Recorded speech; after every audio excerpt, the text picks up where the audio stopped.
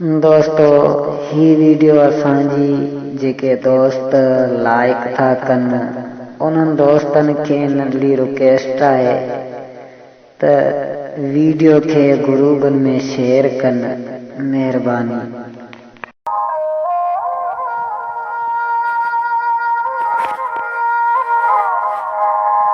थी लगे कयामत संदो को फहरायाती आ जन निसोरो कहरायाती।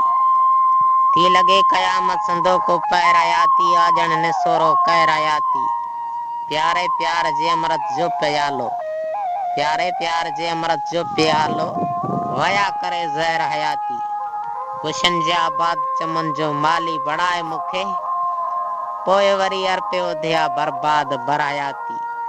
दोस्ती में दगा खां वध कुफर थींदो केड़ो, दोस्ती में दगा खां वध कुफर थींदो केड़ो। उजाड़े मुंहिंजा सभई सपना वया करे दर बदर हयाती। साह साह सां सूर हिन वया टांके, बस हाणा ही बेवस कुछ कजाए सबर हयाती। खुशन जे समंड जू छोलियूं छड भुलाए, थिया महबूब गमन जी लहरायाती। थी लगे कयामत संदो को पैर हयाती आ जन निसुरो कहर हयाती आ जन निसुरो कहर हयाती।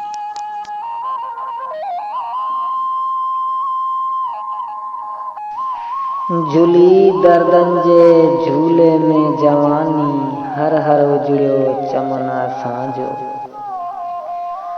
झूली दर्दन जे झूले में जवानी, हर हर उजड़ियो चमन असांजो। मोहब्बत जी राहुन में के बेवफा आडो राह मुसाफिर थी रुलंदा रहियासीं।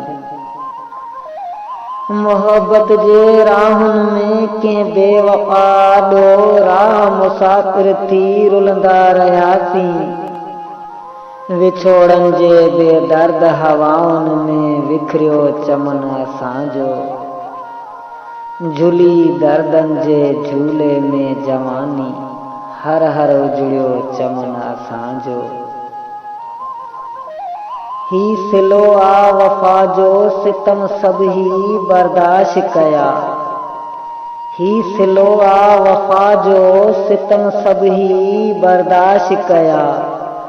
खुशन खां दूर दूर निखड़ियो चमन असांजो। झूली दर्दन जे झूले में जवानी, हर हर उजड़ियो चमन असांजो। हमेशा सूरन के चाह समझी रखियो दिल दीवाने, अणजान समझी कया खेल ज़माने। हमेशा सूरन के चाह समझी रखियो दिल दीवाने, अणजान समझी कया खेल ज़माने। हा हमेशा उम्मीदन खां विछड़ियो चमन असांजो। झूली दर्दन जे झूले में जवानी, हर हर उजड़ियो चमन असांजो।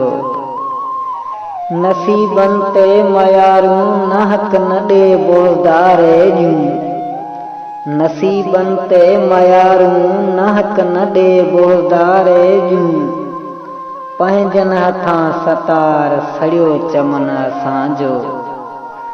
झूली दर्दन जे झूले में जवानी, हर हर उजड़ियो चमन।